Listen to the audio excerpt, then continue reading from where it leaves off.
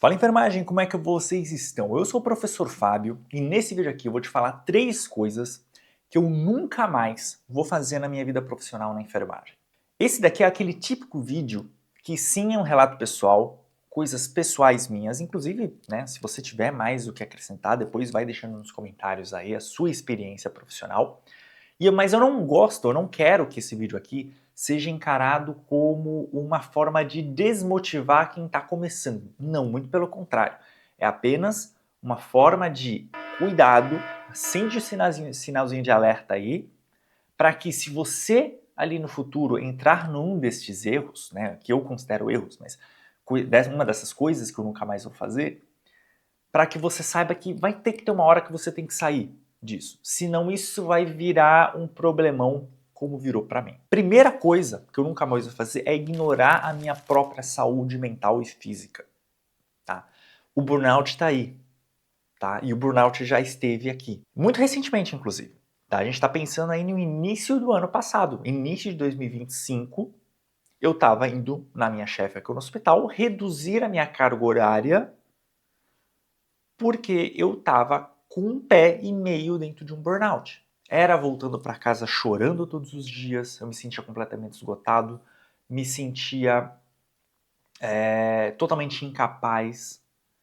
Né? Quando acontecia uma coisa mínima no plantão, né, eu ficava extremamente abalado, como até eu gravei aqui, né, para o canal uma experiência profissional minha, que também aconteceu no ano passado, onde eu tive que entregar uma criança para UTI. Né, eu cuidava do setor pediátrico ali, internação normal, e a criança estava grave e eu tive que entregar para UTI. Isso me deixou extremamente abalado. Hoje eu olho para trás e falo, caramba, é normal, sabe? Claro, foi uma sensação estranha. Eu sempre estive do outro lado. Eu sempre fui o cara da UTI que recebia as crianças graves e fazia um pouco mais. Né? E eu fiquei me sentindo muito abalado, no sentido de, caramba, eu podia ter feito mais. E não, eu fiz o que eu deveria, eu fiz o meu papel. Sabe? Hoje eu tenho essa consciência, mas ali eu estava tão esgotado psicologicamente que eu estava vendo só conseguindo ver o lado ruim das coisas. Então isso vem atrelado de horas extras, de escala dupla,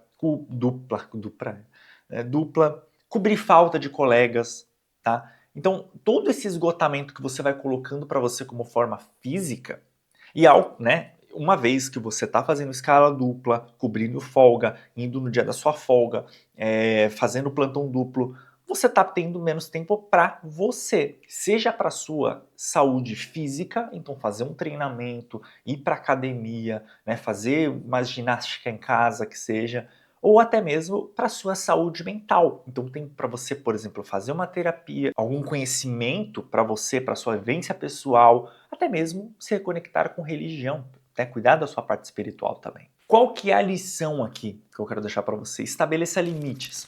É claro, algum dia você vai precisar fazer esse plantão duplo.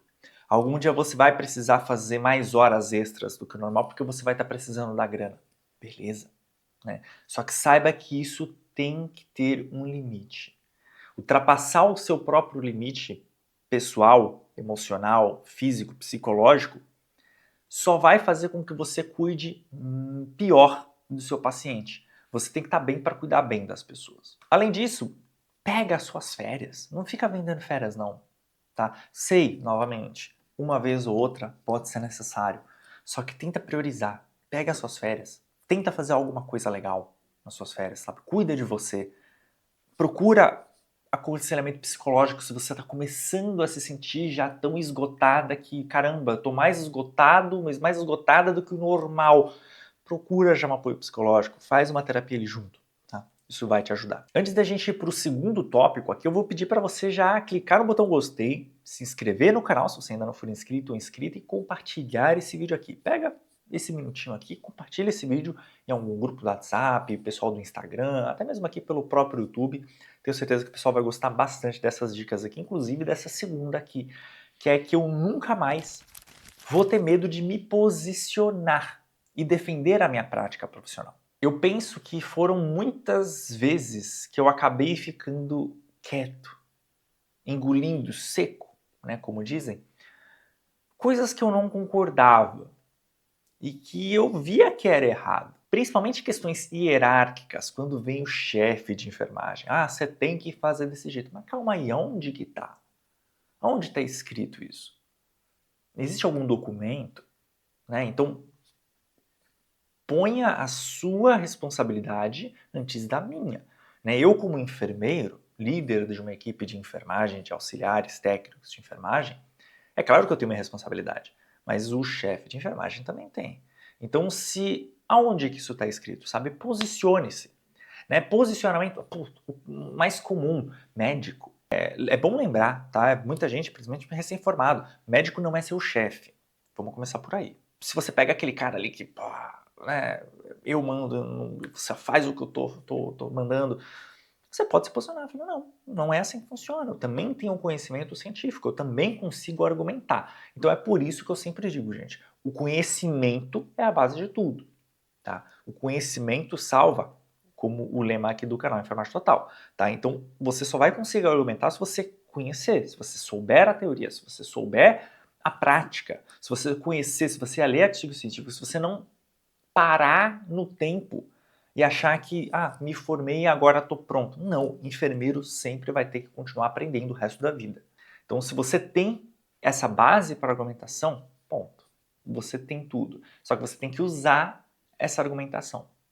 E esse era o meu grande problema. Eu sempre engolia muito seco as coisas. E qual que é a lição deste meu erro?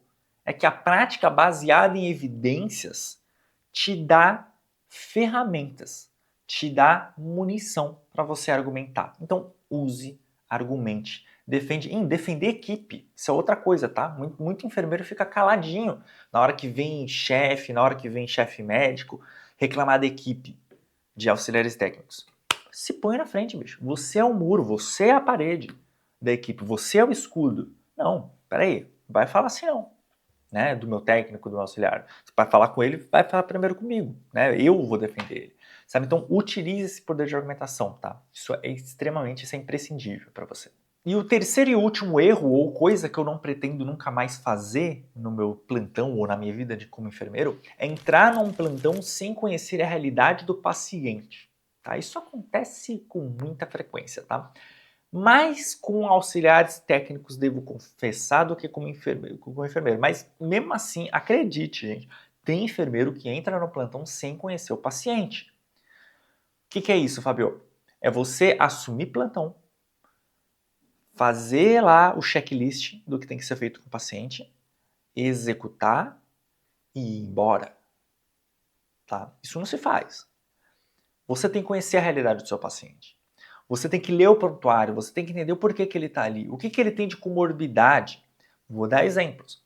Na época que eu era auxiliar de enfermagem, teve uma outra técnica, eu acho que ela era técnica, eu era auxiliar, mas eu acho que ela era técnica, onde ela assumiu o plantão, ela estava cuidando lá dos pacientes dela, e num determinado momento, o paciente gostaria de repetir, ou melhor, ele queria o medicamento